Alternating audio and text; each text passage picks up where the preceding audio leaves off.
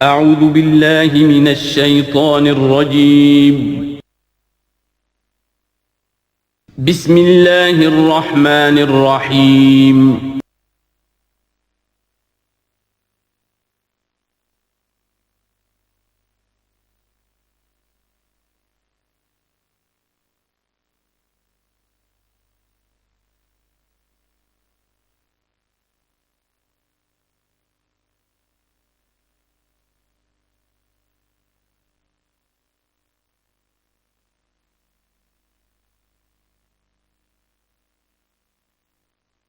الحمد للہ وکفا والصلاة والسلام علی عبادہ الذین اصطفیٰ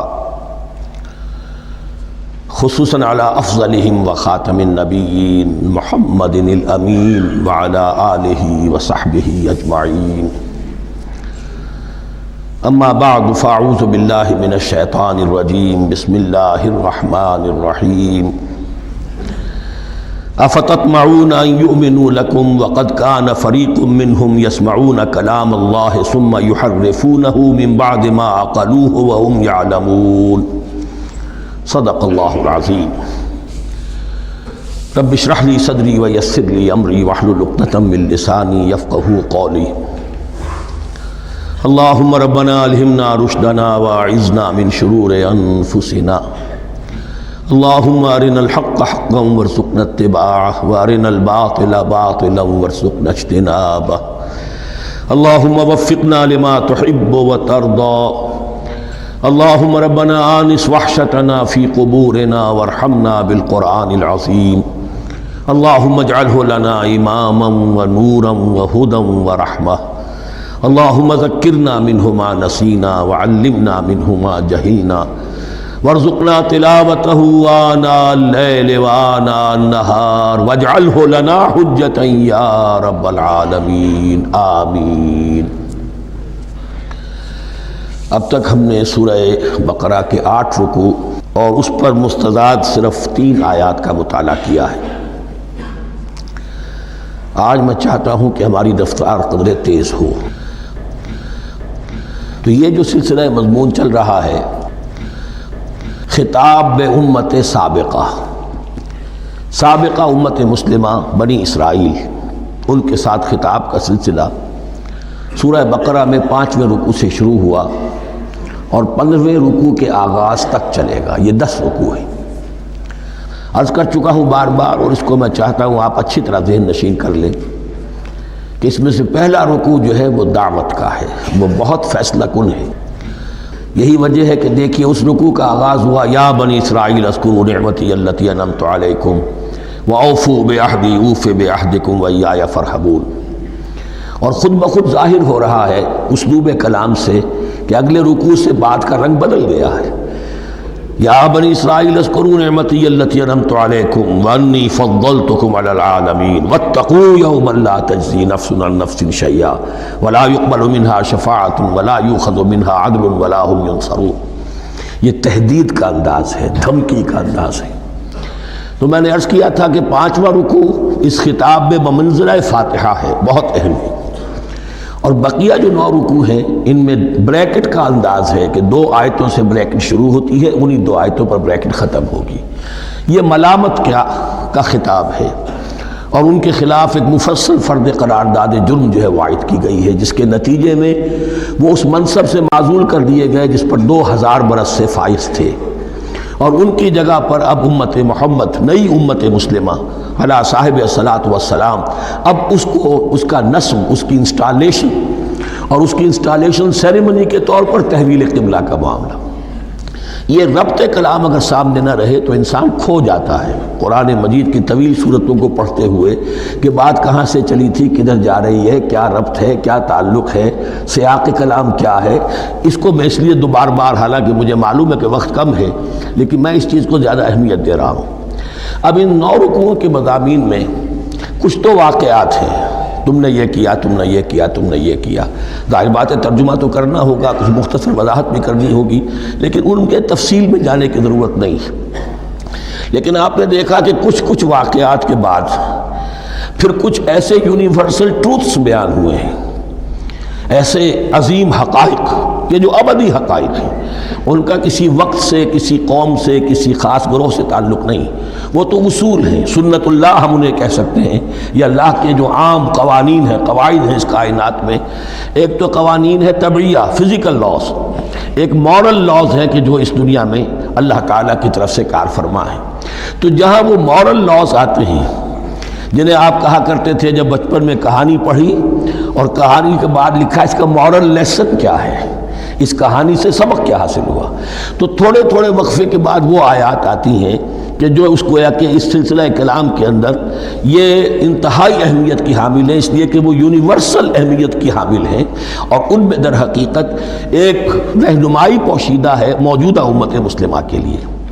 مثلا جتنا حصہ ہم اب تک پڑھ چکے ہیں ان میں سے پہلے تو وہ آیت یاد کیجئے، وَضُرِبَتْ عَلَيْهِمُ الذِّلَّةُ وَالْمَسْكَنَةُ وَبَاءُوا بِغَضَبٍ مِّنَ اللَّهِ۔ معلوم ہوا کہ ایسا ہو سکتا ہے کہ ایک امت مسلمان ہو، اس پر اللہ کے بڑے فضل ہوئے ہوں، بڑا اکرام ہوا ہو، بہت انعام ہوا ہو، پھر وہ اپنی بے عملی یا بد عملی کے باعث اللہ تعالیٰ کے غضب کی مستحق ہو جائے اور ذلت اور مسکنت اس پر تھوپ دی جائے۔ یہ ایک یونیورسل ٹروتھ وہاں سے نکل آیا کہ ہمیں سوچنا ہوگا، یہ ایک لمحہ فکریہ ہے امت مسلمہ کیا کہ کیا ہم تو کہیں آج اس پوزیشن میں نہیں ہیں۔ حدیث میں آپ کو سنا چکا ہوں، لَيَأْتِيَنَّ عَلَىٰ أُمَّتِي مَا أَتَىٰ عَلَىٰ بَنِي إِسْرَائِيلَ حَسْبَ النَّعْلِ بِالنَّعْلِ۔ دوسرا اسی طرح کا یونیورسل ٹروتھ والا مقام تھا آخری جو ہم نے کل پڑھا ہے، ثُمَّ قَسَتْ قُلُوبُكُمْ وَهِيَ كَالْحِجَارَةِ أَوْ أَشَدُّ قَسْوَةً۔ کسی مسلمان امت کا یہ حال بھی ہو سکتا ہے کہ ان کے دل اتنے سخت ہو جائیں کہ سختی میں پتھروں کو اور چٹانوں کو مات دے جائیں۔ یہ بھی ایک کیفیت ہے جو سامنے آئی، حالانکہ قوم وہ ہے انی فضلتکم علی العالمین، از کجا تاب کجا، لیکن یہ حقیقت بھی ہمارے سامنے آئی کہ یہ چیزیں جو ہیں اپنی جگہ پر امکانات میں سے ہیں۔ البتہ یہاں ایک بات میں عرض کر دوں کہ اس قساوت قلبی میں پوری امت برابر مسلط جو ہے مبتلا نہیں ہوا کرتی ہے، اس میں امت کے جو قائدین ہوتے ہیں اور امت مسلمہ کے قائدین اس کے علماء ہوتے ہیں، سب سے زیادہ شدت کے ساتھ یہ خرابی ان میں آتی ہے، اس لیے کہ باقی لوگ تو پیروکار ہیں، پیچھے چلتے ہیں، وہ اعتماد کرتے ہیں کہ یہ ہے اللہ کی کتاب کے پڑھنے والے، یہ ہے تورات کے حامل، یہ جانتے ہیں، وہ ان کے پیچھے پیچھے چل رہے ہوتے ہیں۔ لیکن جو لوگ جان بوجھ کر اللہ کی کتاب میں تحریف کر رہے ہیں انہیں تو پتہ ہے ہم کیا کر رہے ہیں، جو لوگ جان بوجھ کر حق کو پہچان کر اس کا انکار کر رہے ہیں انہیں تو پتہ ہے کہ ہم کیا کر رہے ہیں۔ در حقیقت یہ سزا ان پر آتی ہے۔ یہ بات اب ان آیات میں جو آج ہم پڑھنے چلے ہیں بہت زیادہ واضح ہو جائے گی انشاءاللہ۔ فرمایا افتطمعون ان یؤمنوا لکم، تو اے مسلمانوں کیا تم یہ توقع رکھتے ہو کہ یہ ایمان لے آئیں گے تم پر، تمہاری بات مان لیں گے؟ ظاہر بات ہے مسلمانوں کو توقع تھی کہ مشرکین مکہ تو بہت دور تھے دین سے، توحید سے دور، رسالت کا کوئی تصور ہی نہیں، کتاب کوئی ان کے پاس تھی ہی نہیں۔ یہ تو یہود ہیں اور ان کے پاس تو کتاب رہی ہے، یہ موسیٰ کے ماننے والے ہیں، یہ توحید کے علم بردار ہیں، یہ آخرت کا بھی اقرار کرتے ہیں، تو ان کو جھٹپٹ مان لینا چاہیے۔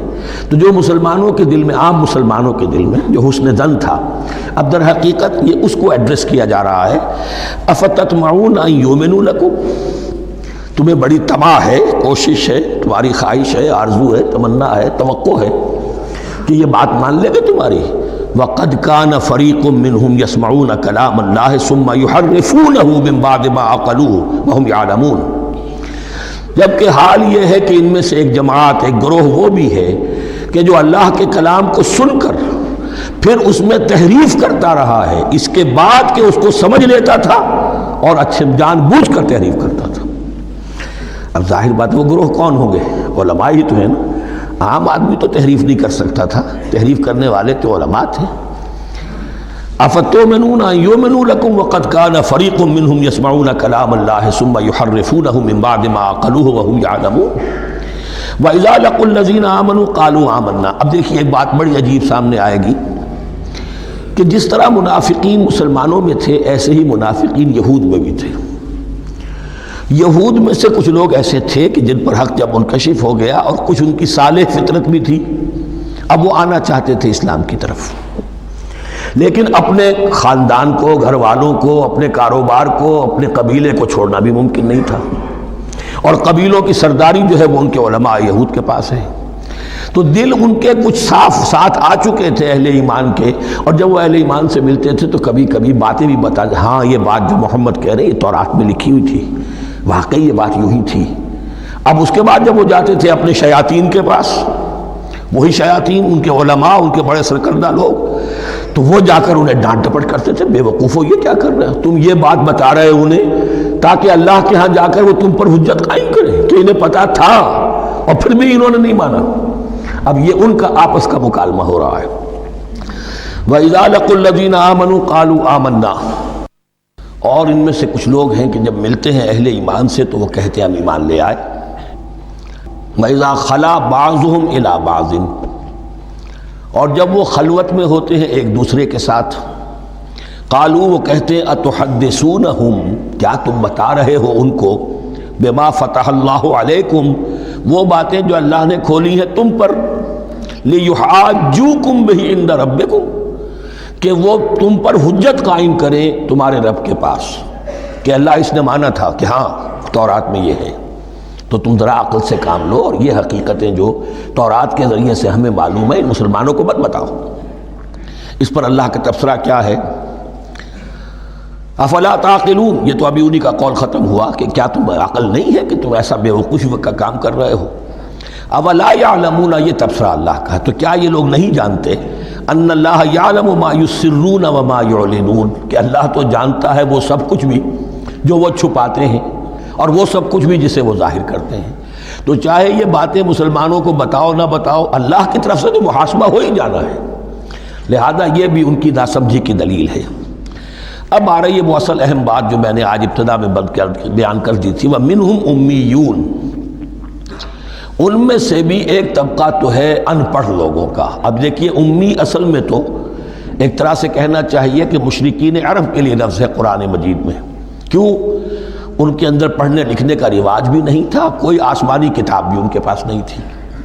لیکن اب یہود کے بارے میں کہا جا رہا ہے، جیسے آج مسلمان ہیں کہ اکثر و بیشتر مسلمان تو جاہل ہیں، چاہے پی ایچ ڈی کیا ہوا، پی ایچ ڈی تو فزکس میں کیا ہوا ہے، قرآن کی الف بیتیں نہیں آتی، دین کے جو ہیں مبادی تک سے ناواقف ہیں، بہت پڑھے لکھے، اس کو ہمارے بعد لوگ کہتے ہیں پڑھے لکھے جاہل۔ آج کی عظیم اکثریت مسلمانوں کے، پڑھے لکھے مسلمانوں کی، وہ پڑھے لکھے جاہلوں پر مشتمل ہے۔ اس میں شامل کر لیجئے ہماری اکثریت جو ہے ہی بغیر پڑھی لکھی، تو اب انہیں کیا پتہ، وہ تو سارا اعتماد کریں گے علماء پر، کوئی بریلوی ہیں بریلوی علماء پر اعتماد کریں گے، کوئی دیوبندی ہیں وہ دیوبندی علماء پر اعتماد کریں گے، کوئی اہل حدیث ہیں وہ اہل حدیث علماء پر اعتماد کریں گے۔ منہم امیون، اب امیون کا سہارا کیا ہوتا ہے؟ منہم امیون لا یعلمون الکتاب الا امانیہ، وہ کتاب سے تو واقف نہیں ہوتے، اپنی کچھ خواہشات ہیں کہ جن کو جانتے ہیں۔ یہ خواہشات بعد میں کھل جائے گا، یہ خواہشات کیا ہیں؟ ہم تو اسرائیلی ہیں، ہم تو اللہ کے محبوب ہیں، ہم تو امت محمد میں ہیں، ہماری تو شفاعت ہو ہی جائے گی، یہ امانی ہے۔ تلک امانیہم، اور ہمیں تو جہنم میں داخل کیا بھی تو تھوڑے سے عرصے کے لیے، ہمیں نکال لیا جائے گا، یہ امانی ہے۔ تو ان کے پاس تو یہ تو ان امانی، امنیہ کہتے ہیں خواہش، امانی اس کی جمع ہے، یہ اپنی خواہشات، انگریزی کا لفظ صحیح تعبیر کرے گا وشفل تھنکنگ، یہ اپنی اس وشفل تھنکنگ کے سہارے جی رہے ہیں، علم ان کے پاس ہے ہی نہیں۔ وَإِنْهُمْ إِلَّا يَظُنُّونَ، اور وہ نہیں کچھ کر رہے مگر ظن و تخمین، گمان ہے، ان کے اپنے من گھڑت خیالات ہیں۔ فَوَيْلٌ لِّلَّذِينَ يَكْتُبُونَ الْكِتَابَ بِأَيْدِيهِمْ، تو اصل ہلاکت اور بربادی اور ویل کے بارے میں بعض روایات یہ بھی آئی ہیں کہ وہ جہنم کا وہ طبقہ ہے جس سے خود جہنم پناہ مانگتی ہے، سخت ترین۔ تو وہ ویل، وہ تباہی جو ہے ان کے لیے ہے جو کتاب لکھتے ہیں اپنے ہاتھ سے، ثم یقولون ھذا من عند اللہ، اور پھر کہتے ہیں یہ اللہ کی طرف سے ہے، لیشتروا بہ ثمنا قلیلا، تاکہ حاصل کر لیں اس سے کچھ بڑی گھٹیا سی حقیر سی قیمت، یعنی فتویٰ نویسی جس کا معاملہ ہے۔ اب کوئی شخص آیا، اس نے ایک رائے پوچھی، انہوں نے اپنا جو بھی ہے وہ لکھا، کہا یہی دین کا تقاضا ہے، بس یہی علم ہے، یہی اللہ کی بات ہے۔ اب اس میں کتنا کچھ واقعتاً انہوں نے صحیح بات کہی ہے، کتنی ہٹ درمی سے کام لیا ہے، کتنی کسی رشوت کے مبنی کو رائے دی ہے، خود بدلتے نہیں قرآن کو بدل دیتے ہیں، وہ کس درجہ فقیہان حرم بے توفیق. تو یہ ان کے علماء کا کردار تھا. ثم يقولون هذا من عند الله ليشتروا به ثمنا قليلا فويل لهم مما كتبت ايديهم. تو ہلاکت اور بربادی ہے ان کے لیے اس چیز سے کہ جو ان کے ہاتھوں نے لکھی. وویل لهم مما يكسبون، اور ان کے لیے ہلاکت اور بربادی ہے اس کمائی سے جو وہ کر رہے ہیں. یہ سارا دھندا جو ہے فتویٰ فروشی کا اور دین فروشی کا، اس کے لیے تباہی وہ اپنے لیے مول لے رہے ہیں. اس سے کوئی ان کو اللہ تعالیٰ کے ہاں کوئی اجر و ثواب نہیں ملے گا. وقالوا، اب یہ آگے امانی، وقالوا لن تمسنا النار الا ایاما معدودہ. وہ کہتے ہیں ہمیں تو آگ چھو ہی نہیں سکتی، ہاں گنتی کے چند دن. صرف یہ کہ دوسروں کی آنکھوں میں دھول جھونکنے کے لیے کہ کوئی اعتراض نہ کر دے، اللہ ہمیں آگ میں پھینکا جا رہا اور ان کو نہیں پھینکا جا رہا، یہ ہم سے بھی بدتر تھے کردار میں، تو شاید ان کا منہ بند کرنے کے لیے چند دن کے لیے ہمیں جہنم میں ڈال دیں گے، پھر فوراً نکال لیں. وقالوا لن تمسنا النار الا ایاما معدودہ، اور وہ کہتے ہیں کہ نہیں چھو سکتی ہمیں آگ مگر گنتی کے چند دن. قل اتخذتم عند اللہ عہدا، ان سے کہیے کیا تم نے اللہ سے کوئی عہد لے لیا ہے، کوئی قول و قرار ہو گیا ہے. فلن یخلف اللہ عہدہ، کہ تمہیں یہ یقین ہے کہ اللہ اپنے عہد کے خلاف نہیں کرے گا. ام تقولون علی اللہ ما لا تعلمون، یا تم اللہ کی طرف اس بات کی نسبت کر رہے ہو، تہمت جب لگا رہے ہو، جڑ رہے ہو یہ بات اللہ پر جو تم نہیں جانتے، جس کے لیے تمہارے پاس کوئی علم نہیں ہے. بلا من کسب سیئۃ، اب یہ انتہائی وہ یونیورسل ٹروتھس جو ہیں جو میں نے کہا تھا، ابدی حقائق، اس کی عظیم ترین حقیقت آ رہی ہے، نوٹ کیجئے. بلا، کیوں نہیں، من کسب سیئۃ، جس شخص نے جان بوجھ کر ایک گناہ کمایا، لیکن گناہ بڑا، کبائر، صغائر نہیں. سیئۃ، یہ اس کی جو تنکیر ہے وہ ایک کا فائدہ بھی دے رہی ہے اور تفخیم کا بھی. جس نے بھی جان بوجھ کر کسبا، ایک گناہ کمایا، فاحاطت بہ خطیئتہ، اور اس کی خطا نے اس کا گھیراؤ کر لیا. یعنی ایک ہی گناہ ہے، سود کھا رہا ہے، باقی نماز ہے، تہجد ہے، یہ ہے وہ ہے، لیکن اس ایک گناہ کی برائی بھی اتنی اس کے گرد جو ہے چھا جائے گی کہ پھر اس کی یہ ساری نیکیاں ختم ہو کر رہ جائیں. ایک گناہ. بلا من کسب سیئۃ واحاطت بہ خطیئتہ فاولئک اصحاب النار هم فیہا خالدون. اس میں ہمارے مفسرین نے یہ لکھا ہے کہ اس کی خطا کاری اتنی اس کے اوپر چھا جائے کہ ایمان کا کوئی اثر باقی نہ رہے. اور المعاصی برید الکفر، یہ علماء کے ہاں اصول ہے کہ یہ جو گناہ ہوتے ہیں یہ ڈاک ہے کفر کی. ہوتے ہوتے گناہ پر مداومت اگر اس پر چلتا ہے تو اصل میں ہوتے ہوتے ہوتا یہ ہے کہ اسے پتہ بھی نہیں ہوتا، وہ اپنے آپ کو مسلمان سمجھتا ہے، اندر سے ایمان ختم ہو چکا ہوتا ہے. دیمک کی طرح جو ہے وہ دروازے کی چوکھٹ جو ہے کھائی گئی، اوپر صرف ایک ونیئر لگا ہوا ہے جو نظر نہیں آ رہا. یہ عقل جو ہے اللہ نے دیمک کو بھی دی ہے کہ چھوٹی سی چھپٹی چھوڑ دینا تاکہ دھوکہ کھاتے رہیں لوگ گھر والے، باقی یہ کہ اندر سے کھوکھلا کر دیا. اولئک اصحاب النار، یہ آگ والے ہیں، ہم فیہا خالدون، جو اس میں ہمیشہ ہمیشہ رہیں گے. یہ ہے قاعدہ کلیہ، قرآن کا قطعی اور ابدی فیصلہ. والذین آمنوا وعملوا الصالحات، ہاں اس کے برعکس جو لوگ ایمان لائیں اور نیک عمل کریں. اب نیک عمل میں ہر شخص نے اپنا اپنا نظریہ بنا رکھا ہے. مراد نیک عمل قرآن مجید کا کیا ہے؟ دین کے سارے تقاضوں کو ادا کرنا، وہ نیک عمل ہوگا. آپ نے ایک نیکی لے لی، یتیم خانہ کھول دیا، بڑی فاؤنڈیشن بنا دی، بیواؤں کا انتظام ہو رہا ہے، لیکن کاروبار میں سودی لین دین ہے، جھوٹ ہے، فریب ہے، دھوکہ ہے، سب چل رہا ہے. تو یہ نہیں. دین کے تقاضے یہ بھی ہے کہ دین کو قائم کرنے کی جد و جہد میں لگو، اس کی شرائط پوری کرو. تو فرمایا والذین آمنوا وعملوا الصالحات اولئک اصحاب الجنہ هم فیہا خالدون، وہ ہے جنت والے اور وہ اس میں ہمیشہ ہمیشہ رہیں گے. وَإِذْ أَخَذْنَا مِيثَاقَ بَنِي إِسْرَائِيلَ لَا تَعْبُدُونَ إِلَّا اللَّهَ، اور یاد کرو جب کہ ہم نے بنی اسرائیل سے عہد لیا تھا تم نہیں عبادت کرو گے کسی کی سوائے اللہ کے.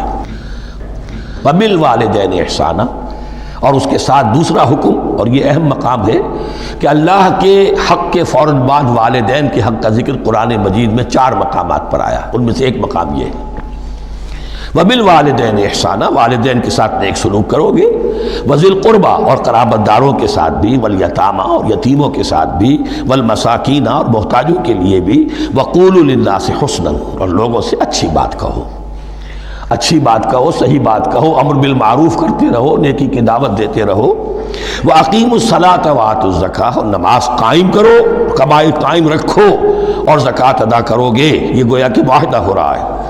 ثم تولیتم پھر دیکھو تم نے اس سے پیٹھ موڑ لی، الا قلیلا منکم سوائے تم میں سے تھوڑے سے لوگوں کے، وانتم معرضون اور تم ہو ہی پھر جانے والے، تمہاری یہ عادت گویا کہ طبیعت ثانیہ ہے۔ اب ایک خاص مثال آ رہی ہے، اس کے بعد پھر ایک بہت بڑا یونیورسل ٹروتھ آئے گا۔ مثال کیا ہے؟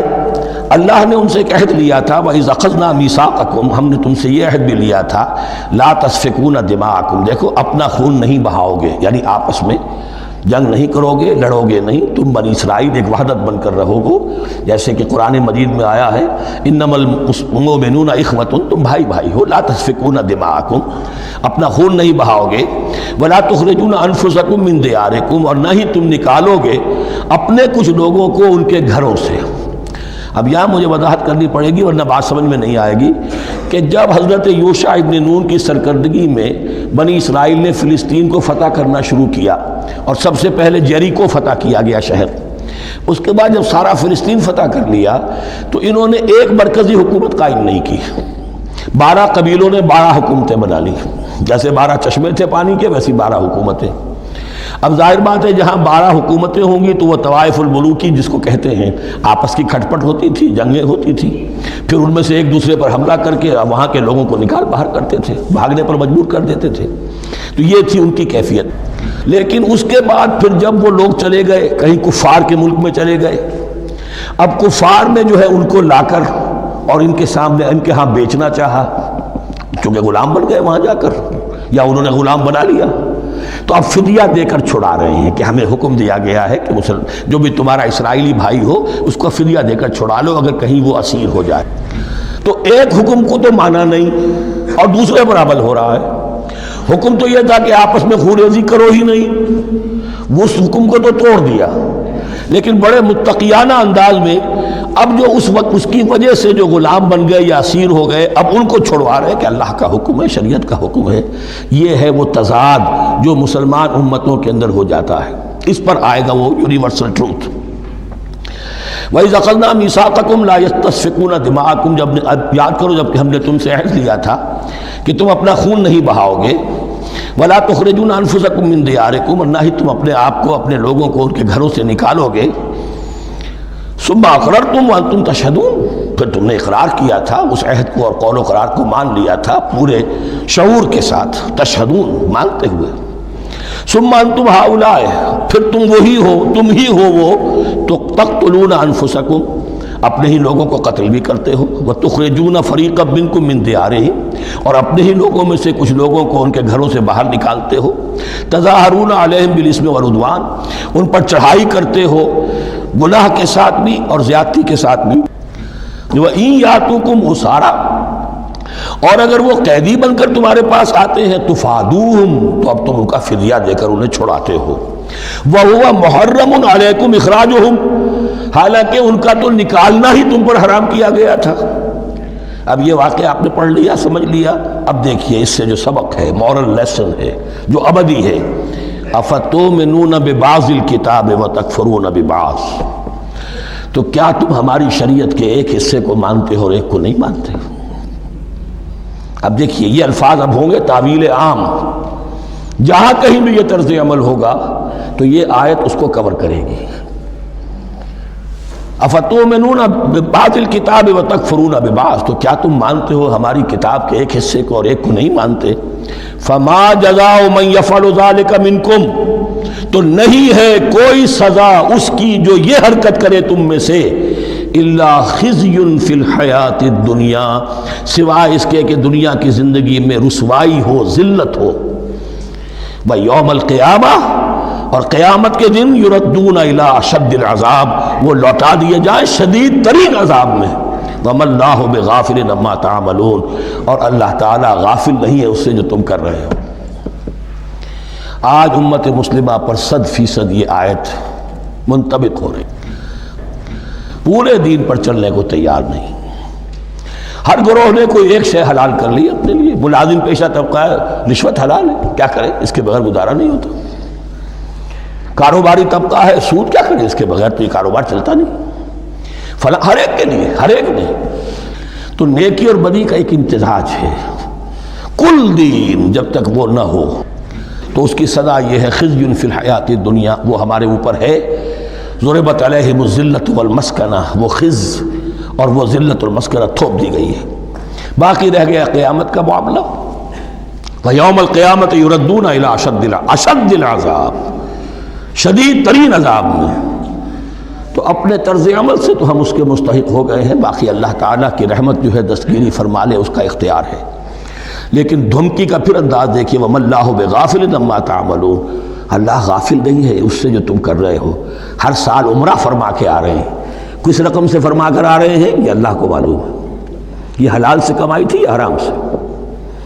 رمضان مبارک میں حرم میں پہلی صف میں جگہ ریزرو کرائی ہوئی ہے سیٹھ صاحب نے، اور وہاں کے شرطوں کو بھی رشوتیں دیتے ہیں، اور وہ سمجھتے ہیں کہ ہم تو سارا نہا دھو کر آ گئے، سال بھر جو بھی حرام کمائی کی تھی سب پاک ہو گئے۔ اللہ نا واقف نہیں ہے، اللہ تمہاری داڑھیوں سے دھوکہ نہیں کھائے گا، اللہ تمہارے اماموں سے اور ابا اور قبا سے دھوکہ نہیں کھائے گا۔ He knows you through and through, He sees you through and through. وَمَا اللَّهُ بِغَافِلٍ عَمَّا تَعْمَلُونَ اولئک الذین اشتروا الحیاۃ الدنیا بالآخرہ، یہ وہ لوگ ہیں جنہوں نے دنیا کی زندگی اختیار کر لی ہے آخرت کو چھوڑ کر۔ فلا یخفف عنہم العذاب ولا هم ینصرون، تو اب ان کے لیے نہ تو ان سے عذاب میں تخفیف کی جائے گی اور نہ ان کی کوئی مدد کی جائے گی۔ وَلَقَدْ آتَيْنَا مُوسَى الْكِتَابَ وَقَفَّيْنَا مِن بَعْدِهِ بِالرُّسُلِ، اور ہم نے موسیٰ کو کتاب دی تورات، اور قفینا من بعدہ بالرسل، اور پھر اس کے بعد پے بپے لگاتار ہم رسول بھیجتے رہے۔ ایک بات نوٹ کر لیجئے گا، لفظ رسول اور لفظ نبی میں کچھ فرق ہے، اس وقت تفصیل میں جانے کا موقع نہیں ہے، لیکن یہ تین جوڑے الفاظ کے ایسے ہیں قرآن مجید کی اصطلاحات کے کہ وہ تینوں مترادف کے طور پر بھی استعمال ہو جاتے ہیں اور علیحدہ علیحدہ اپنا مفہوم بھی رکھتے ہیں۔ اور اس کا ایک اصول یہ علماء نے بنایا ہے کہ اذا اجتمع تفرقا وَإِذَا تَفَرَّقَ اجْتَمَعَ، ایک ہے ایمان اور اسلام۔ اب یہ بھی مسلم مومن ایک ہی شے ہے، لیکن یہ کہ ایک شے تو نہیں ہے، کچھ فرق بھی ہے۔ کہیں جہاں ان دونوں الفاظ کو لایا جائے گا بالمقابل تو فرق نظر آ جائے گا، لیکن عام طور پر مسلم کی جگہ مومن، مومن کی جگہ مسلم استعمال ہو جائے گا۔ call the rose by any name it will smell as sweet۔ اس طرح جہاد اور قتال کا معاملہ ہے، دو الفاظ ہیں، مختلف ہیں، مفہوم جدا بھی ہے لیکن ایک دوسرے کی جگہ آ بھی جائیں گے۔ تیسرے نبی اور رسول، فرق ہے، ہر نبی رسول نہیں ہوتا، ہر رسول نبی ہے، یعنی نبی عام ہے، رسول خاص ہے۔ نبی کو جب کسی خاص قوم کی طرف معین طور پر بھیج دیا جاتا ہے تب وہ رسول ہو جاتا ہے، اس سے پہلے اس کی حیثیت ایک ولی اللہ کی ہے، بہت اعلیٰ درجے کا اللہ کا دوست اور ولی جس پر وحی آ رہی ہے۔ عام ولی اللہ میں اور نبی میں فرق یہ ہے، ان پر وحی آتی ہے، ان پر وحی نہیں آتی۔ لیکن اس نبی کو اگر اب آپ بھیج دیں گے کہ جاؤ اذهب الى فرعون، اب وہ رسول ہو گئے، جاؤ اب مدین کی طرف، الى مدین اخاہم شعیبا، اب رسول ہو گئے۔ تو یہ فرق ہے نبی اور رسول کا۔ جیسے آپ کے ہاں سی ایس پی کاڈر ہے، اب وہ ڈی سی بھی لگ سکتا ہے، کہیں وہ جوائنٹ سیکرٹری لگا ہوا ہے، کہیں ناپسندیدہ آدمی ہے تو او ایس ڈی لگایا ہوا ہے کہیں، لیکن اس کا کاڈر برقرار رہے گا، سی ایس پی تو ہے وہ۔ اسی اعتبار سے ہر نبی ہر حال میں نبی ہے، لیکن اس کو اضافی کیفیت ملتی ہے رسول کی۔ اور ایک بات یہ نوٹ کر لیجئے، نبیوں کو قتل بھی کیا گیا ہے، رسول قتل نہیں ہو سکتے۔ اللہ کا فیصلہ یہ ہے کہ لاغلبن انا ورسلی، میں اور میرے رسول تو غالب آ کر رہیں گے۔ جب بھی کسی قوم نے کسی رسول کی جان لینے کی کوشش کی ہے، اس قوم کو برباد کر دیا گیا اور رسول اور اس کے ساتھیوں کو بچا لیا گیا۔ یہ معاملہ ہوا ہے اللہ کا تمام رسولوں کے ساتھ، نبیوں کے ساتھ نہیں۔ حضرت یحییٰ نبی تھے، قتل کر دیے گئے۔ حضرت عیسیٰ رسول تھے، قتل نہیں کیے جا سکتے تھے، ان کو زندہ آسمان پر اٹھا لیا گیا۔ اب وہی دوبارہ آئیں گے، تو رسول جو ہے وہ قتل نہیں ہوتا۔ اور اسی اعتبار سے حضور کی بڑی گہری تمنا تھی، لَوَدِدْتُ أَنْ أُقْتَلَ فِي سَبِيلِ اللَّهِ ثُمَّ أُحْيَا ثُمَّ أُقْتَلَ ثُمَّ أُحْيَا، میری بڑی خواہش ہے میں اللہ کی راہ میں قتل ہو جاؤں، پھر زندہ کیا جاؤں، پھر قتل کیا جاؤں، پھر اللہ کی راہ میں پھر زندہ کیا جاؤں، پھر قتل کیا جاؤں۔ لیکن اللہ نے یہ خواہش آپ کی پوری نہیں کی، اس لیے کہ آپ اللہ کے رسول تھے۔ اب یہاں نوٹ کیجئے گا، یہاں لفظ رسول تو آ گیا ہے لیکن یہ نبی کے معنی میں ہے۔ قَفَّيْنَا مِن بَعْدِهِ بِالرُّسُلِ، اس لیے کہ رسول حضرت موسیٰ کے بعد حضرت عیسیٰ ہی ہے، درمیان میں پروفٹس ہیں، یہ prophets of the old testament, یہ انبیاء ہیں، لیکن ان کے لیے لفظ رسول آ گیا ہے۔ وَآتَيْنَا عِيسَى ابْنَ مَرْيَمَ الْبَيِّنَاتِ وَأَيَّدْنَاهُ بِرُوحِ الْقُدُسِ، اور ہم نے عیسیٰ کو بڑی واضح نشانیاں دیں، حصی معجزات جتنے حضرت مسیح کو دیے گئے ہیں ویسے اور کسی نبی کو نہیں دیے گئے۔ یہ بعد میں تذکرہ آ جائے گا سورہ آل عمران میں۔ اور ہم نے مدد کی ان کی روح القدس کے ساتھ، حضرت جبرائیل کی خاص تائید انہیں حاصل تھی۔ ظاہر بات ہے، میں نے عرض کیا ہے کہ جو معجزہ ہوتا ہے وہ کسی نبی کی اپنی طاقت سے اس کا ظہور نہیں ہوتا، رسول کے کسی طاقت سے، یا کرامت کسی ولی اللہ کے اپنے اختیار میں نہیں ہوتی، یا اللہ کی طرف سے، اور اس کے لیے ظہور جو ہوتا ہے وہ فرشتوں کے ذریعے سے۔ أَيَّدْنَاهُ بِرُوحِ الْقُدُسِ أَفَكُلَّمَا جَاءَكُمْ رَسُولٌ بِمَا لَا تَهْوَىٰ أَنفُسُكُمْ، اب یہاں پر تبصرہ ہو رہا ہے، جو بھی کچھ یہود نے کیا حضرت مسیح کے ساتھ، وہ چونکہ معلوم ہے اس کا تذکرہ نہیں کیا، صرف اس پر تبصرہ ہو رہا ہے۔ تو جب بھی کبھی تمہارے پاس کوئی رسول آیا، بِمَا لَا تَهْوَىٰ أَنفُسُكُمْ، وہ چیز لے کر جو تمہارے جیوں کو، تمہارے من کو بھائی نہیں، اچھی نہیں لگی، استکبرتم، تم نے استکبار کیا، وہی استکبار جو عزازیل نے کیا تھا اور ابلیس بن گیا، ابا واستکبر۔ استکبرتم ففریقا کذبتم وفریقا تقتلون، تو کچھ کو تو تم نے صرف ان کی تردید ہی کی اور کچھ کو تم نے قتل بھی کیا، تقتلون، تو یہ انبیاء کے قتل ہو سکتا ہے۔ اور نمبر دو ایک رائے یہ دی گئی ہے، تقتلون جو ہے قتل تم نہیں آیا ہے، یہ فعل مضارع ہے، اور فعل مضارع کے اندر ایک فعل جاری رہتا ہے، ختم نہیں ہوتا، گویا کہ تم قتل کرنے کی کوشش کرتے رہے۔ بعض لوگوں کی تو جان کے در پہ ہو گئے۔ وقالوا قلوبنا غلف، اور انہوں نے کہا ہے کہ ہمارے دل تو غلافوں کے اندر بند ہیں۔ یہ اس کو ملائیے پہلی آیت جو آج ہم نے پڑھی ہے، افتطمعون ان یؤمنوا لکم، تو اے مسلمانوں کیا تم یہ توقع رکھتے ہو اور چاہتے ہو کہ یہ تمہاری بات مان لیں گے؟ ان کی اس خواہش کے جواب میں جو وہ کہتے تھے وہ یہ قول ہے، وقالوا قلوبنا غلف، ہمارے دل غلافوں میں ہیں، میاں تمہاری بات ہم پر اثر نہیں کر سکتی، جاؤ کسی اور سے بات کرو۔ آج بھی آپ کو یہ الفاظ سننے کو مل جائیں گے، قلوبنا غلف، ہمارے دل تو غلافوں میں ہیں، بڑے مضبوط ہیں، مستحکم ہیں، تمہاری بات اس میں گھر کر ہی نہیں سکتی۔ بل لعنہم اللہ بکفرہم، یہ ہے تبصرہ، جس کو یہ کہہ رہے ہیں کہ ہمارے دل محفوظ ہیں اور غلافوں میں ہیں، حقیقت میں تو ان پر لعنت ہو چکی ہے اللہ کی طرف سے ان کے کفر کی وجہ سے۔ فقلیلا ما یؤمنون، تو واقعتاً اب کم ہی ہوں گے ان میں سے جو ایمان لائیں گے۔ وَلَمَّا جَاءَهُمْ كِتَابٌ مِّنْ اللَّهِ مُصَدِّقٌ لِّمَا مَعَهُمْ، اب یہاں پر ذکر ہو رہا ہے خود حضور صلی اللہ علیہ وسلم کا، اور جب آ گئی ان کے پاس کتاب اللہ کے پاس سے، یعنی یہ قرآن، مُصَدِّقٌ لِّمَا مَعَهُمْ، جو اس کی تصدیق کرتے ہوئے آیا جو ان کے پاس ہے۔ میں اس کی وضاحت کر چکا ہوں، قرآن ایک طرف تصدیق کرتا ہے تورات اور انجیل کی، اور دوسری طرف وہ مصداق بن کر آیا ہے تورات اور انجیل کی پیشن گوئیوں کا۔ وَكَانُوا مِن قَبْلُ يَسْتَفْتِحُونَ عَلَى الَّذِينَ كَفَرُوا، اور ان کا حال یہ تھا کہ وہ آخری کتاب اور آخری نبی کے حوالے اور واسطے سے اللہ تعالیٰ سے فتح کی دعائیں کیا کرتے تھے کافروں کے خلاف۔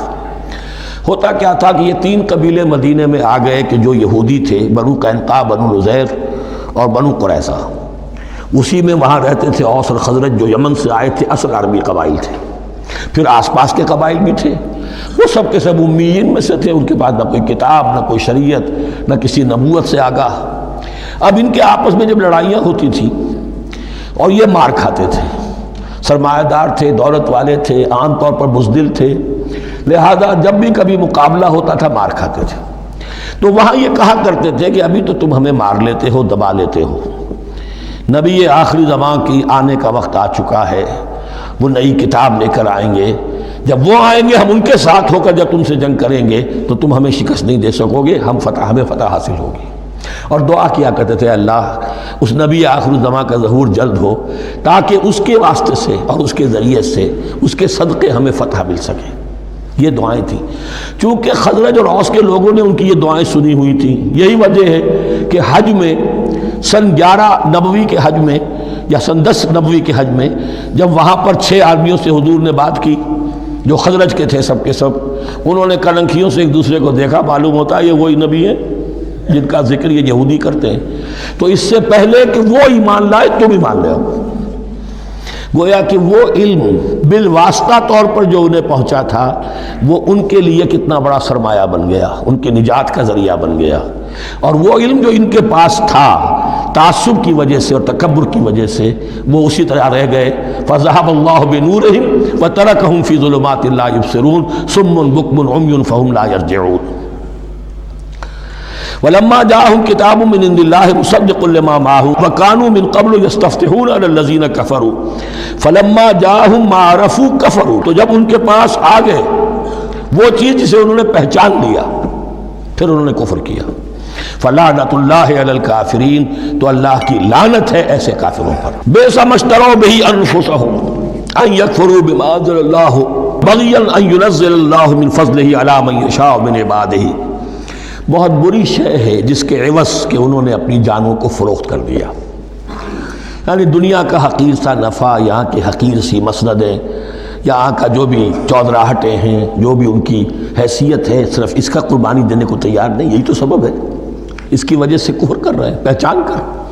تو بری ہے وہ شے جس کے لیے انہوں نے اپنے آپ کو بیچ دیا۔ ان یکفروا، کہ وہ کفر کر رہے ہیں اس وجہ سے، بما انزل اللہ بغیًا، جو اللہ نے نازل فرمایا ہے، اور کفر کیوں کر رہے ہیں اس زدم زدہ میں، ان ینزل اللہ من فضلہ علی من یشاء من عبادہ، کہ اللہ تعالیٰ نے نازل کر دیا ہے اپنے اس فضل میں سے اپنے بندوں میں سے جس پر چاہا۔ وہ اس امید میں تھے کہ وہ اسرائیلی ہی ہوگا۔ جب 1400 برس تک نبوت ہمارے پاس رہی، اب فترت کا زمانہ ہے، 600 برس گزر گئے، اب آخری نبی آنا ہے، ان کو گمان یہ تھا وہ ہم میں سے ہی ہوگا۔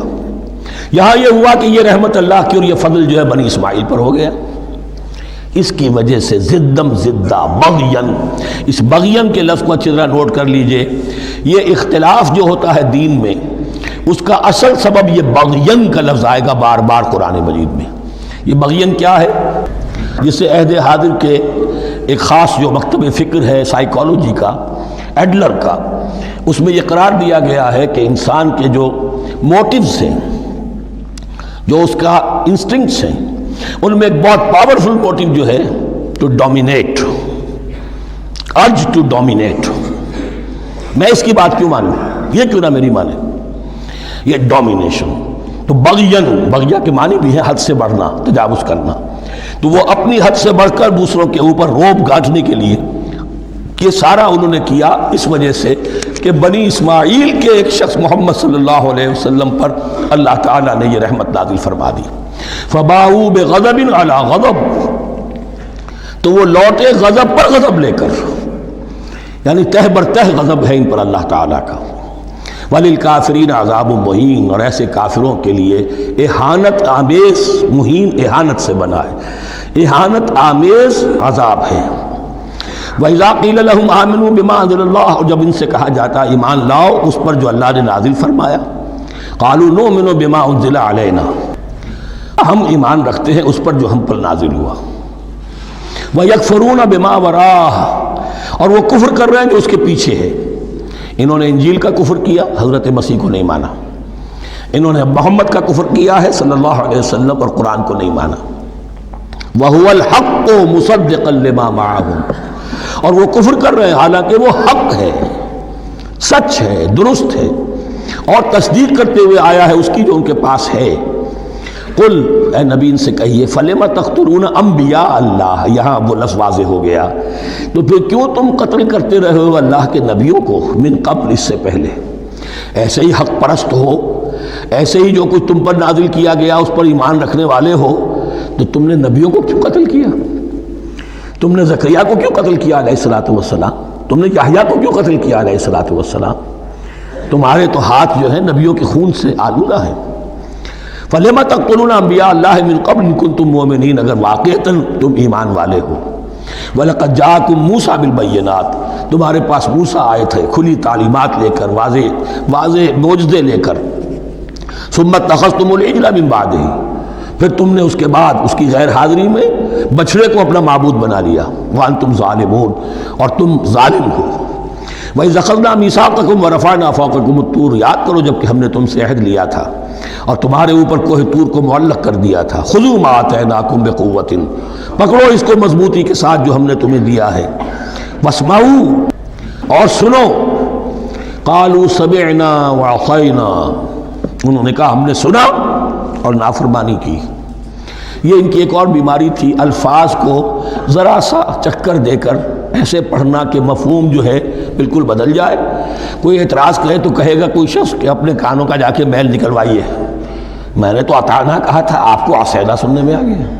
لیکن وہ اپنے لوگ جو ہوتے تھے ان کے منافقوں کے، اور آپس میں جو ہوتے تھے وہی منافق اس وقت حضرت موسیٰ کے ساتھ، کردار تو ایک ہی رہا ہے ہمیشہ سے۔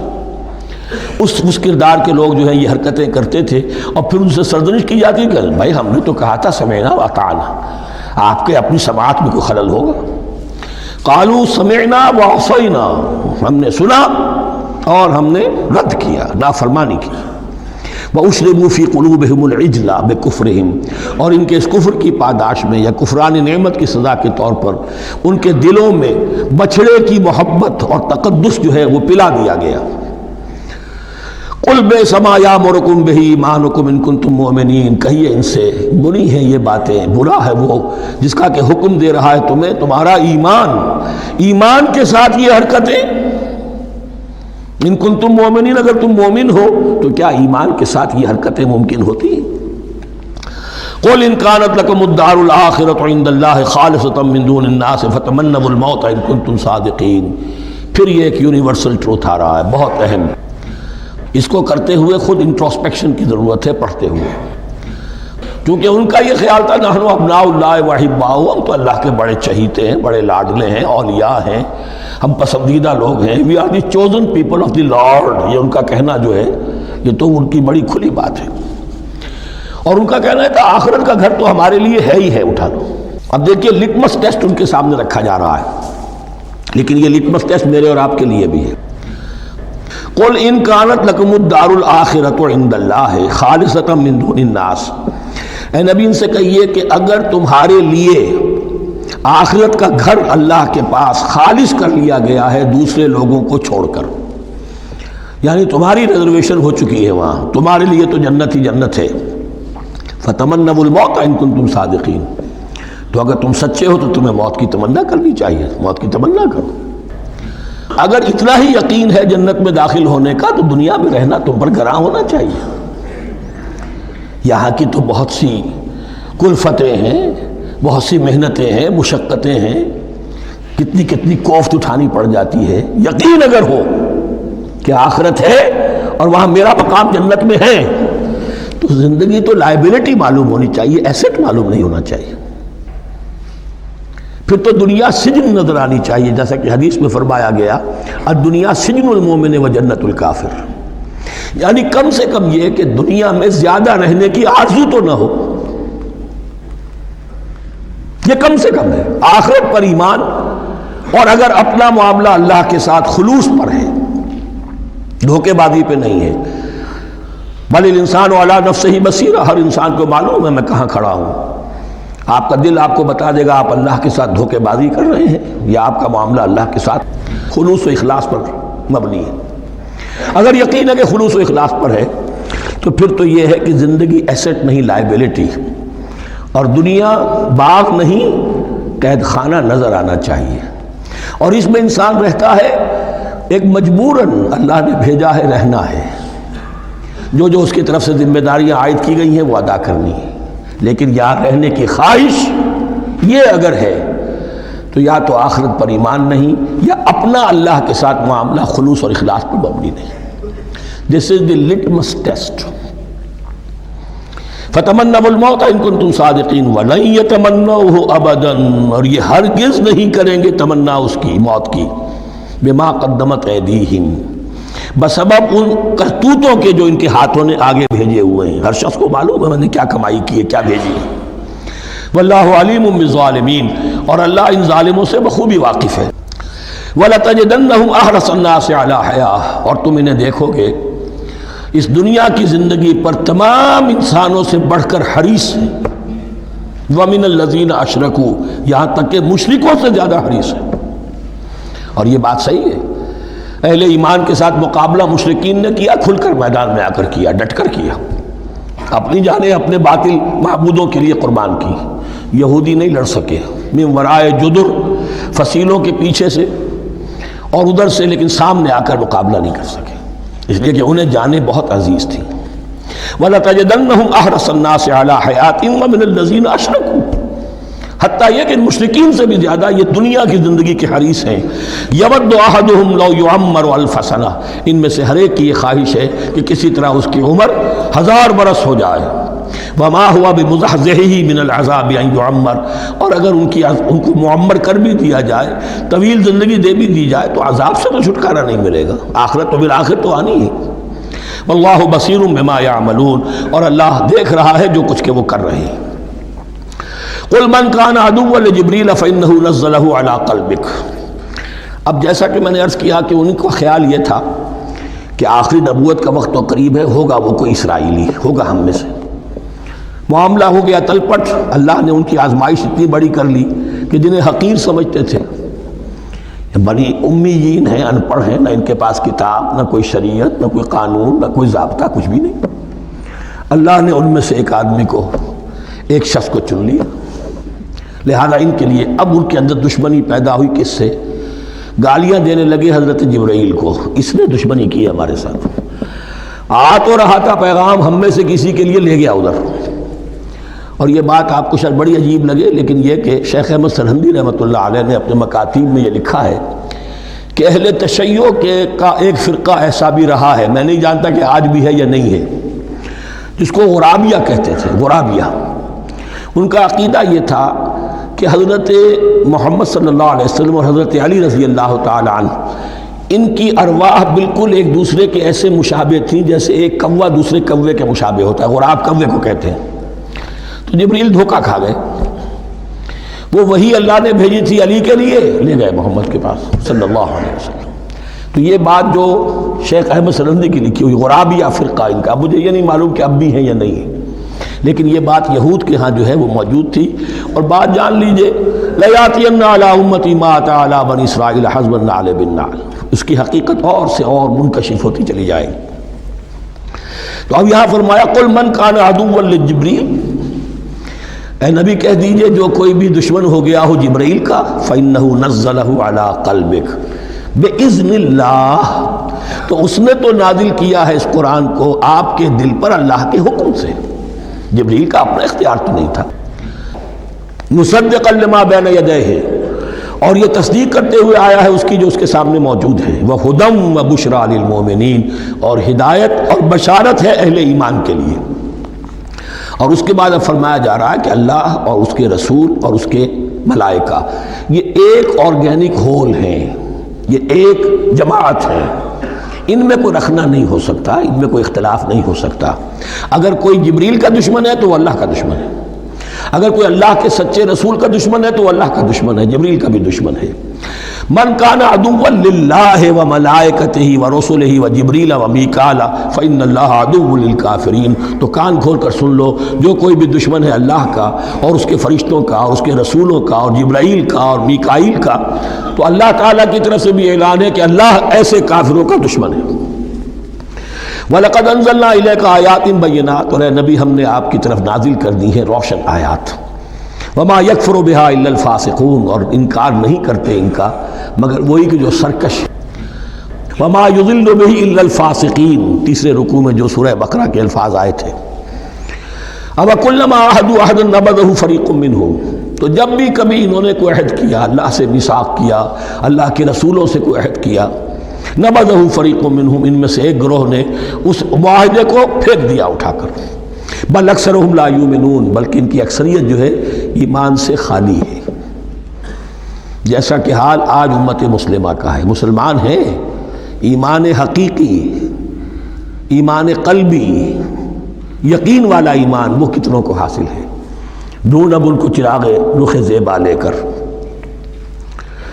وَلَمَّا جَاءَهُمْ رَسُولٌ مِّنْ عِندِ اللَّهِ مُصَدِّقٌ لِّمَا مَعَهُمْ نَبَذَ فَرِيقٌ مِّنَ الَّذِينَ أُوتُوا الْكِتَابَ، پھر وہی بات، اور جب آئے ان کے پاس اللہ کی طرف سے ایک رسول یعنی محمد صلی اللہ علیہ وسلم، مُصَدِّقٌ لِّمَا مَعَهُمْ، اور تصدیق کرتے ہوئے آئے ہیں اس کی جو ان کے پاس موجود ہے، ان کے ساتھ ہے، نَبَذَ فَرِيقٌ مِّنَ الَّذِينَ أُوتُوا الْكِتَابَ كِتَابَ اللَّهِ وَرَاءَ ظُهُورِهِمْ، ان کی ایک گروہ، ان کی ایک جماعت نے اللہ کی کتاب کو اپنی پیٹھوں کے پیچھے پھینک دیا، کأنہم لا یعلمون، گویا کہ وہ جانتے ہی نہیں، انجانے سے ہو کر رہ گئے، نہیں ہمیں کچھ پتہ نہیں۔ ان کے عوام پوچھتے ہوں گے کیا یہ وہی نبی ہیں جن کا ذکر، نہیں کیا بولے، کوئی یقین سے نہیں کہہ سکتے، کچھ نہیں، ابھی دیکھیں گے، تیل دیکھو، تیل کی دھار دیکھو، کأنہم لا یعلمون، جیسے انہیں علم نہیں ہے۔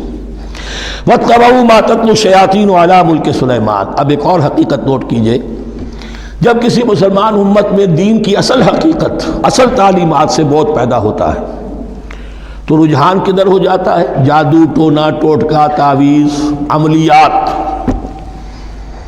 قرآن کی عملیات۔ قرآن اترا تھا کسی اور کے لیے، کام کے لیے، یہ اس کو ذریعہ بناتے ہیں دشمن کو زیر کرنے کے لیے۔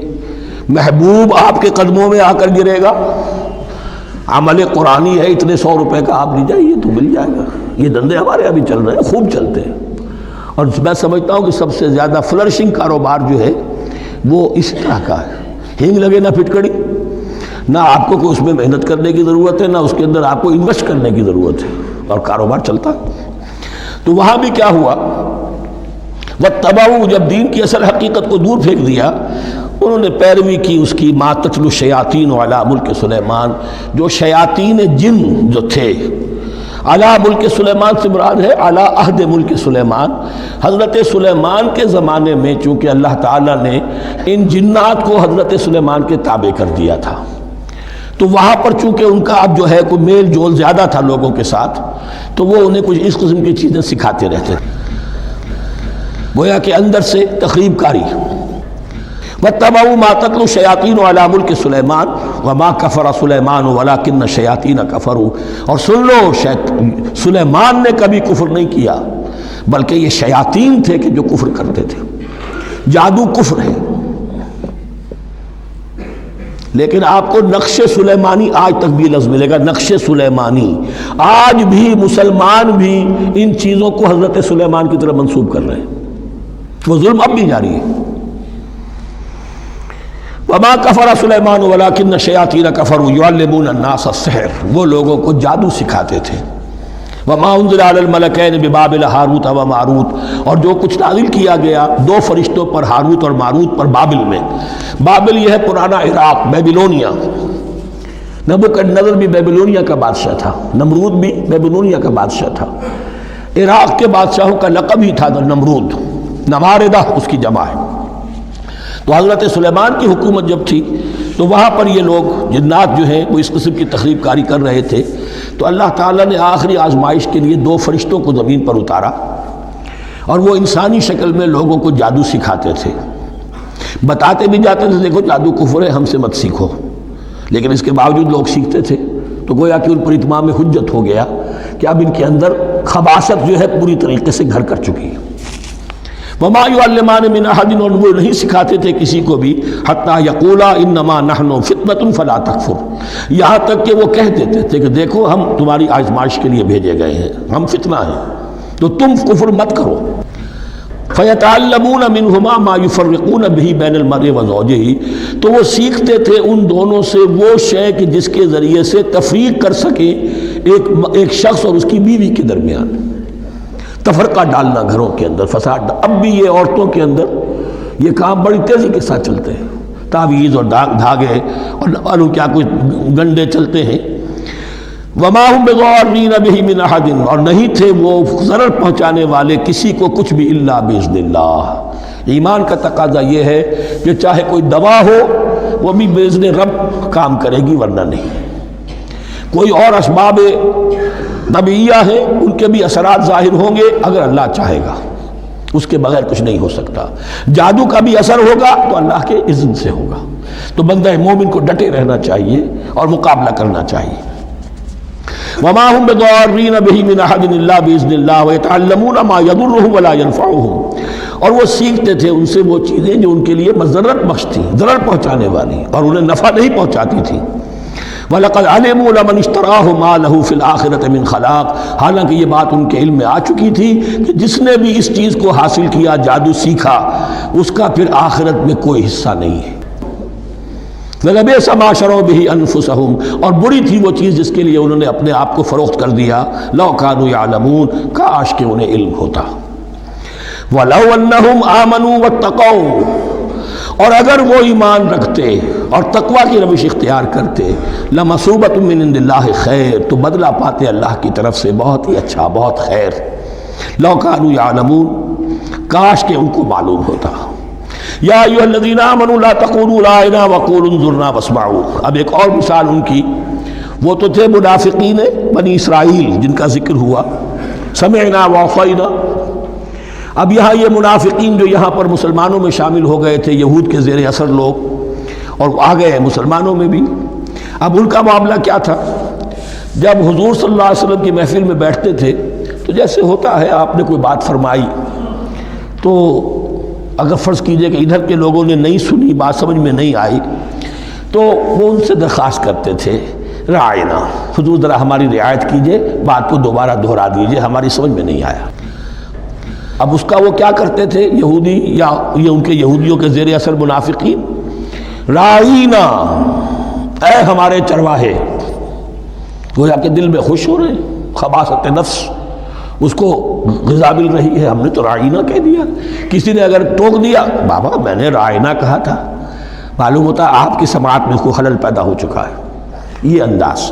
تو مسلمانوں سے کہا جا رہا ہے، یہ واحد آیت ہے اس پورے سلسلے میں جس میں خطاب یا ایھا الذین آمنوا سے ہے، لیکن اصل میں روح سخن اب بھی بنی اسرائیل کی شرارت ہے۔ یا ایھا الذین آمنوا لا تقولوا رعاینا وقولوا انظرنا واسمعوا، دیکھو تم اس لفظ ہی کو چھوڑ دو، اہل ایمان تم مت کہا کرو رعاینا، تم کہا کرو انظرنا، اے نبی ہماری طرف توجہ فرمائیے، یا ہمیں مہلت دیجیے۔ نظر کے دونوں معنی ہیں، دیکھنا، ہمیں دیکھیے، اور انتظار بھی اسی سے بنا ہے، ذرا سی مہلت دیجیے۔ واسمعوا، اور دوسرے یہ کہ توجہ سے سنا کرو تاکہ دوبارہ پوچھنے کی ضرورت ہی پیش نہ آئے۔ وللکافرین عذاب علیم، اور ان کافروں کے لیے تو دردناک عذاب ہے۔ ما یود الذین کفروا من اہل الکتاب ولا المشرکین ان ینزل علیکم من خیر من ربکم، اور نہیں چاہتے وہ لوگ کہ جنہوں نے کفر کیا ہے اہل کتاب میں سے اور مشرکین میں سے بھی، کہ نازل ہو تم پر کوئی بھی خیر تمہارے رب کی طرف سے۔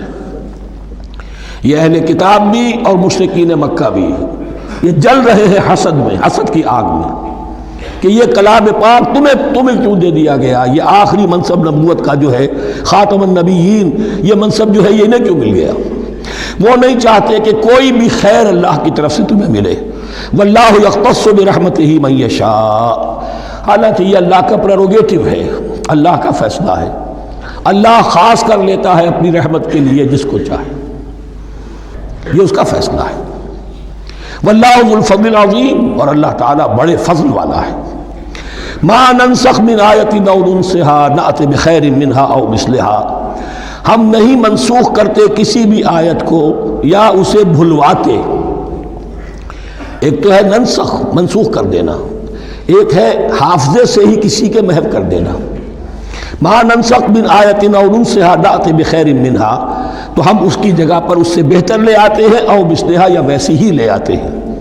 الم تعلم ان اللہ علی کل شیء قدیر، کیا تم یہ نہیں جانتے کہ اللہ تعالیٰ ہر چیز پر قدرت رکھتا ہے، اسے ہر شے کا اختیار ہے۔ الم تعلم ان اللہ لہ ملک السماوات والارض، کیا تم نہیں جانتے کہ اللہ کے لیے ہی اختیار مطلق ہے، بادشاہی ہے آسمانوں اور زمین کی۔ وما لکم من دون اللہ بولی ولا نصیر، اور نہیں ہے تمہارے لیے اللہ کے سوا کوئی بھی نہ ولی اور نہ مددگار۔ بارک اللہ لی ولکم فی القرآن العظیم ونفعنی وإیاکم بالآیات والذکر الحکیم۔